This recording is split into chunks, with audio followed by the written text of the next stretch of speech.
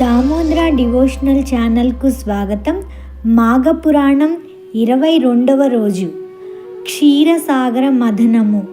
కృత్నుమద మహర్షి జన్హుమునితో ఇట్లనెను: జన్హుముని వర్య వినుము. అశ్వమేధ యాగం చేసిన వాడును, ఏకాదశి వ్రత నియమమును పాటించిన వాడును, మాఘమాస వ్రతం ఆచరించుచు ఏకాదశి వ్రతమును పాటించిన వాడు అశ్వమేధ యాగం చేసినటువంటి పుణ్యఫలమును పొంది తుదకు మోక్షమును కూడా పొందును. స్వర్గాధిపతి అయిన ఇంద్ర పదవి పొందును. మాఘ ద్వాదశి నాడు బ్రాహ్మణులతో కలిసి పారాయణం చేయువాడు, అన్నదానం చేయువాడును పొందు పుణ్యము అనంతము అని పలికెను. జన్హుముని గృత్నుమద మహాముని తిథులు అనేకం ఉండగా ఏకాదశి అన్నింటికంటే శుభప్రదమైనది ఎట్లగును? అనేక అశ్వమేధములు చేసిన వచ్చినటువంటి పుణ్యము ఏకాదశి వ్రతం ఒక్కటే ఇచ్చుట ఏమి? ఎవరైనను ఇట్లు చేసి ఇంతటి పుణ్యమును పొందిరా చెప్పుము అని అడిగారు. దానికి గృత్నుమద మహర్షి ఇట్లనెను: పాపములను పోగొట్టి ఆయురారోగ్యములను, సంపదలను, పుత్ర పౌత్రాభివృద్ధిని పొందినట్టి వ్రత కథను చెప్పుదును వినుము అని కథను చెప్పడం మొదలుపెట్టారు. పూర్వం దేవాసురులు మేరు పర్వతమును కవ్వముగను, సర్పరాజు వాసుకీని కవ్వపు త్రాడుగను చేసి క్షీర సముద్రమును మధించిరి. వారు వాసుకీని మేరు పర్వతమునకు 3 వరుసలుగా చుట్టి దేవతలొక వైపున, రాక్షసులు మరి ఒక వైపున పట్టిరి. వారిట్లు సముద్రమును మధించుచుండగా పద్మాసనాగు లక్ష్మీదేవి క్షీర సముద్రం నుండి పుట్టినది. విష్ణువు ఆమెను భార్యగా స్వీకరించెను. అటు పిమ్మట ఉచ్ఛస్రవమను అశ్వము, కామధేనువు, కల్పవృక్షము, అమృత కలశము మొదలైనవన్నీ సముద్రం నుంచి వచ్చినవి. మహావిష్ణువు వానిని ఇంద్రునికి ఇచ్చెను. దేవదానవులు మరలా సముద్రమును మధించిరి. అప్పుడు దేవతలు, రాక్షసులు భయపడి సర్వలోక శరణ్యుడైన శంకరుని వద్దకు పోయి నమస్కరించి స్తుతించిరి. ఎందుకు దేవతలు, రాక్షసులు అందరూ భయపడి శంకరుని దగ్గరికి వెళ్ళారు? హాలాహలం. ఆ హాలాహలం దెబ్బకి అందరూ భయపడిపోయి శివుణ్ణి స్తుతించడానికి వెళ్ళారు. దేవదానవులు చేసిన శివస్తుతి: నమో భవాయ రుద్రాయ సర్వాయ సుఖదాయినే, నమో గిరాం విదూరాయ, నమస్తే గిరిధన్వవే, నమః శివాయ శాంతాయ, నమస్తే వృషభధ్వజ, నమో నిత్యాయ దేవాయ నిర్మలాయ గుణాత్మనే, త్రిలోకేశాయ దేవాయ నమస్తే త్రిపురాంతక, త్రయంబక నమస్తేస్తు నమస్తే త్రిగుణాత్మనే, త్రయీ ధర్మైక సాధ్యాయ త్రిపురాయోరురూపిణే, అరూపాయ సరూపాయ వేద వేద్యాయ తే నమః, హరిప్రియాయ హంసాయ నమస్తే భయహారిణే, మృత్యుంజయాయ మిత్రాయ నమస్తే భక్తవత్సలా, పాహి మాన్ కృపాయా శంభో విషాత్ వైశ్వానరోసమాత్ అంటూ ఆయనకి పరిపరి విధాలా నమస్కరించి, స్వామి మీరే ఈ విషయం నుంచి రక్షించాలి అని వేడుకున్నారు. భయపీడితులైన దేవ దానవులచే స్తుతించబడిన ఈ స్తోత్రం వలన దీనులను రక్షించు స్వభావం కల పరమేశ్వరుడు విషమును మ్రింగి తన కంఠమున నిలిపెను. నల్లని విషమును కంఠమున నిలుపుటచే శివుని కంఠం నల్లగా అయినది. అందుచే శివునకు నీలకంఠుడని పేరు అప్పటి నుంచి ఏర్పడినది. విషభయం తొలగిపోవటంతో నిశ్చింతులైన దేవదానవులు సముద్రమును ధనమును మాని అమృత పాత్రను స్వాధీనం చేసుకోవలనని యత్నించిరి. ఒకరికి దక్కకుండా మరి ఒకరు అపహరించవలనని యత్నించిరి. ఈ విధంగా తీవ్రమైన గగ్గోల్ ఏర్పడినది. మాయావి అయిన శ్రీ మహావిష్ణువు మోహిని రూపంను పొందెను. ఆమె రూపం అన్ని ప్రాణులకు నయనానందమును కలిగించుచున్నది. మనోహరమగు ఆమె స్తనములు, జగవములు చూపరులకు ఉద్రేకమును కలిగించుచుండెను. మొగ్గ వికసించిన సంపెంగ పువ్వు వలె ఉండెను. నేత్రములు మనోహరములై విశాలంగా ఉండెను. మృదువైన బాహువులు, పొడవైన కేశములు, తీగ వంటి శరీరం కలిగి సర్వాభరణ భూషితయై పచ్చని పట్టుచీరను కట్టెను. చెంచలమైన కడగంటి చూపులతో ఆ మోహినిని అందరుకును మోహమును పెంపొందించుచుండెను.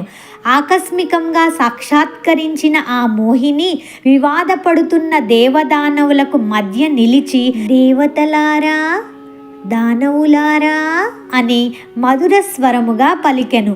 ఆమె రూపమునకు పరవశులైన దేవదానవులు ఆమె మధుర స్వరమునకు మంత్రముగ్ధులై వివాదమును మాని నిలిచిరి.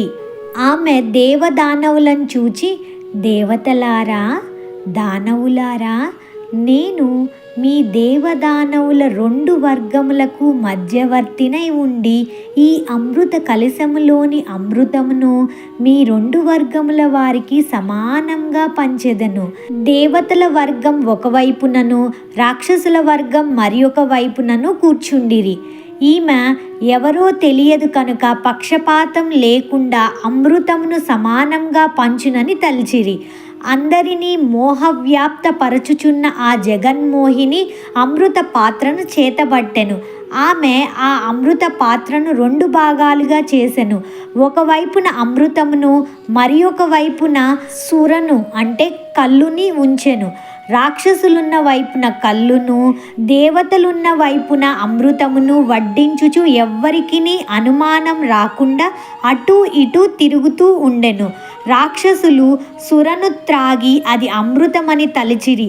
చెవులకి ఇంపుగా ధ్వనించుచున్న పాదముల అందెల రవళితోనూ, హస్తకంకణముల సుమధుర నాదములతోనూ ఆ జగన్మోహిని దేవదానవుల మధ్య విలాసంగా మనోహర మధురముగా దిరుగుచు అమృతమును దేవతలకును, సురను దానవులకు కొసరి వడ్డించుచున్నది. దేవదానవులు తమ హస్తములను దోసిళ్ళు చేసి హస్తములే పాత్రలుగా చేసుకొన్న వారే త్రాగుతూ ఉన్నారు. రాహుకేతువుల వివరణ అంటే రాహువు కేతువులు ఇద్దరు చావు బ్రతుకుల స్థితిలో ఎలా వచ్చారు అన్నదాన్ని వివరిస్తున్నారు. రాక్షసుల పంక్తిలో కూర్చున్న ఇద్దరికి దేవతల ముఖముల యందు అమృతపానం చే కళాకాంతులు, తేజస్సు, వర్చస్సు పెరుగుట అంటే దేవతలందరూ అమృతమును స్వీకరించడం వల్ల వాళ్ళ ముఖంలో తేజస్సు, వర్చస్సు అన్నీ బాగా స్పష్టంగా కనిపిస్తున్నాయి. ఇటు రాక్షసుల వైపు అనుకుంటున్నారన్నమాట. తమ వారందరూ సముద్ర మదన జనిత శ్రమను ఇంకనూ వీడకుండుట గమనింపునకు వచ్చి అనుమానపడిరి. అంటే రాక్షసులందరికీ ఇంకా ఆ శ్రమ అలాగే ఉంది, కష్టపడి మదనం చేశారు కదా, ఆ శ్రమ అలాగే ఉండడం చూసి రాహువు కేతువు ఇద్దరికి అనుమానం వచ్చిందనమాట. అనుమానం వచ్చిన వెంటనే దేవరూపమును ధరించి దేవతల వరుసలో కూర్చున్నారు. మోహిని వీరిని గమనించలేదు. దేవతలు అనుకొని వారి చేతుల యందు అమృతమును గరిటతో పోసెను. రాక్షసులు అమృతమును ఆత్రముగా దానిని త్రాగుటతో ఆమెకు అనుమానం వచ్చి వారు చేసిన మోసమును గ్రహించెను. జగన్మోహిని రూపంలోనున్న జగన్మోహనుడు తననే వరించిన ఆ రాక్షసుల నేర్పునకు విస్మితుడై చక్రమును ప్రయోగించి వారి శిరస్సును ఖండించెను. వారు త్రాగిన అమృతం వారి ఉదరంలోనికి పోలేదు కానీ కంఠం దాటెను. ఇందువలన వారు చావు బ్రతుకు కాని స్థితిలో ఉన్నారు. చంద్రుడు మొదలగు వారు త్వరగా అమృతమును హస్తములతో తాగిరి. రాక్షసులకు జరిగిన మోసం తెలిపెను. తన వారిలో ఇద్దరు అమృతమును త్రాగకుండగానే చక్రఖండితులై చావు బ్రతుకులు కాని స్థితిలో ఉండిరి. వారు ఇంత శ్రమపడి కష్టపడినప్పటికీ ఇంతటి విచారము దుఃఖము కలిగినందుకు హాహాకారములు చేసిరి. దేవతలు రాక్షసులలో ఇద్దరు తమను మోసగించి అమృతమును త్రాగిరని గగ్గోలు పడిరి. దానవులు కకావికలై తమ స్థానములకు చేరిరి. జగన్మోహిని శ్రీహరి అయ్యెను. చక్రంచే నరకబడి చావు బ్రతుకులేవి అయోమయ స్థితిలో ఉన్న రాక్షసులు, కేశవా, చావును బ్రతుకును కాని ఈ స్థితి మాకు దుర్భరంగా ఉన్నది, మా గతి ఏమి, మాకు ఆహారం ఏది అని దీనముగా శ్రీహరిని ప్రార్థించిరి.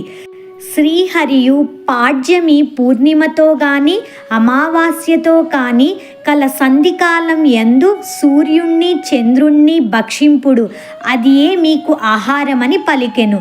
ఆ రాక్షసులు ఆకాశమునకు చేరిరి. ఇంద్రుడు మొదలగు దేవతలు అమృత కలశమును తీసుకొని స్వర్గమునకు పోయిరి. బ్రహ్మ విష్ణు మహేశ్వరులు తమ తమ లోకమునకు చేరిరి. సముద్ర తీరమున అమృత కలశం ఉంచినప్పుడు 2 అమృత బిందువులు నేలపై పడినవి. ఒక బిందువు పారిజాత వృక్షముగా, మరి ఒక బిందువు తులసి మొక్కగాను అయినది. కొంతకాలం గడిచెను. 2 బిందువుల అమృతము వేటిగా మారాయి? పారిజాత వృక్షము, తులసి మొక్కగా. సత్యజిత్తుడు అనే శూద్రుడు ఒకడు మొక్కలకు నీరు ప్రోసి కుదుళ్ళు కట్టి ఆ రెండింటినీ సంరక్షించెను. ఆ 2 మొక్కలున్న చోట మనోహరమైన పూల తోటగా మారెను. సత్యజిత్తు సంరక్షణ వారికి దోహదమైనది. అతడును ఆ మొక్కలకు నీరు పోసి పెంచుచు పారిజాత పుష్పములను తులసీ దళములను అమ్మి జీవించుచుండెను. పారిజాత వృక్షం పెరిగి పుష్ప సమృద్ధమై నయనానందకరంగా ఉండెను. తులసి కోమలమైన దళములతో అందంగా ఉండెను. ఇంద్రుడు ఒకనాడు రాక్షస సంహారంకై పోవుచు వానిని చూచి పారిజాత పుష్పములను దేవతా స్త్రీలకు ఇవ్వవలెనని పారిజాత పుష్పములను కోసుకొని స్వర్గమునకు తీసుకొని వెళ్ళెను. సచీదేవి మున్నగు దేవతా వనితలు పారిజాత పుష్పములను చూసి ఆనందించిరి. మనోహరములగు ఈ పుష్పములు మాకు నిత్యము కావలనని కోరిరి. ఇంద్రుడు గుహ్యకుని అనే యక్షసుణ్ణి పంపి భూలోకం నుండి పారిజాత పుష్పములను వృక్ష యజమానిని అడగకుండా వానికి తెలియకుండా దొంగతనముగా తెప్పించుకొని చుండెను. పుష్పములు తగ్గిపోవుటను సత్యజిత్తు గమనించెను. దొంగలను పట్టుకొనవలెనని నిశ్చయించుకొనెను. తోటలో రాత్రియందు దాగి ఉండెను. పుష్పములను కోయవచ్చిన గుహ్యకుని పట్టుకొన యత్నించెను. యక్షుడు దివ్యశక్తి కలవాడగుటచే వానికి చిక్కకుండా ఆకాశమునకు ఎగిరిపోయెను. సత్యజిత్తు ఎంత ప్రయత్నించినను వానిని పట్టుకొనుట సాధ్యం కాకుండెను.